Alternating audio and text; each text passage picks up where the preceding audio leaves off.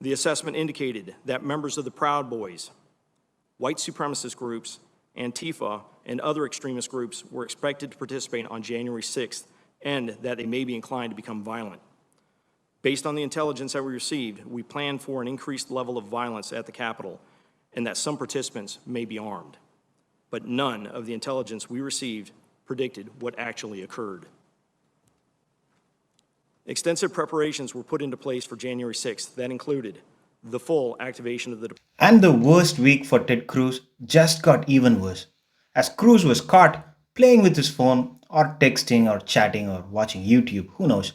But he was minding his own business when he was in the Senate to take care of people's business.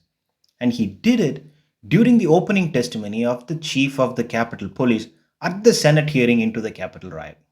Will he pull out his phone while he is on air with Fox News? No, he won't.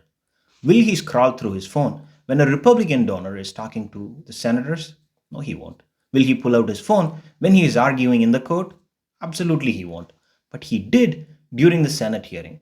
Not that important. We all know where this thing is headed, so why bother?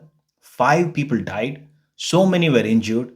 The chief is out there telling the senators what happened, and the man who is paid with people's money is out there minding his own business, his personal business. Imagine if every single senator pulled out their phone during a testimony. How will that be? Why even bother having those sessions then? If you don't care, then why even bother to attend? That's not possible, isn't it? Too much of bad optics. And some people were busy trolling Cruz in front of his house.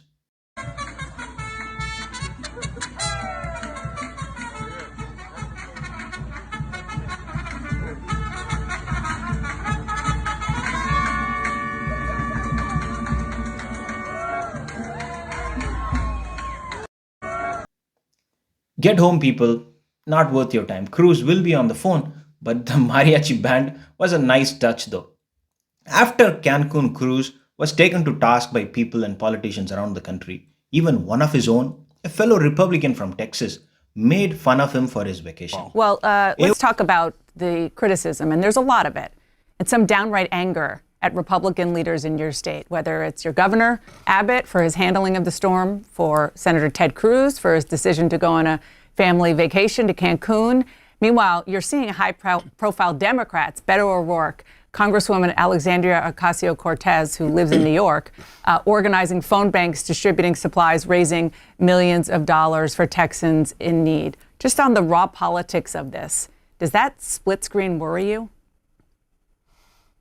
Well, I think it's what America's all about. I think it's great that AOC and Beto are crossing party lines. Yeah, but what about the other side of that equation? The concern about Republicans. I think we need to be helping as well, and we will with the federal emergency declaration that we got from the president. But I think it's great that they're crossing party lines to help Americans first and not just Republican or Democrats. And I think that's, the way it really should be. And, I know that some are taking heed. Look, when a crisis hits my state, I'm there. I'm not going to go on some vacation. I know. AOC piled on his misery by raising millions of dollars in donations for relief in Texas. Cannot blame her for stepping things all the way up from New York.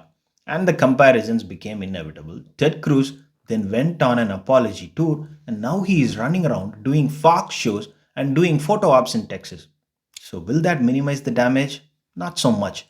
For Ted Cruz and other Republican hopefuls, the road to the White House is filled with landmines. First, they need to win the primary. The further to the right you are, the better your chances become. Trump's Save America PAC is flush with cash. Trump has got millions of dollars with prosecutors from pending cases circling him around.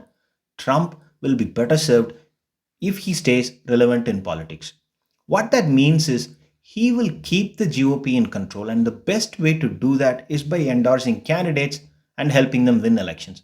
So his candidates will slowly start filling GOP seats around the country. As the party becomes more Trumpier, only Trump or a Trump-supported candidate will have a chance to win the 2024 Republican primary. But will that be enough to win the 2024 election? No, it won't be. Trump himself lost the election by 7 million votes. He won the 2016 election by 77,000 votes in the Midwest. We have all seen how the turnout on the GOP side nosedives without Trump on the ballot. So, how can a further to the right candidate win the general election in 2024 when Trump himself lost it despite getting the turnout higher? Extremely difficult. Cruz has piled on his problems. He may have done a few things right, like getting the right wingers to talk about him positively, but that steer towards the right will certainly cost him a ton of votes in the center, and getting called as Cancun Cruz will cost him heavily at the center.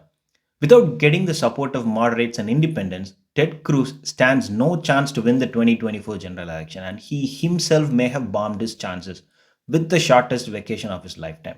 He is angry at his neighbors for leaking the messages, but he should be angry at himself for not knowing anything about leaked text messages after spending so many years in politics. Dumb. Thanks for watching. If you like it, please do subscribe.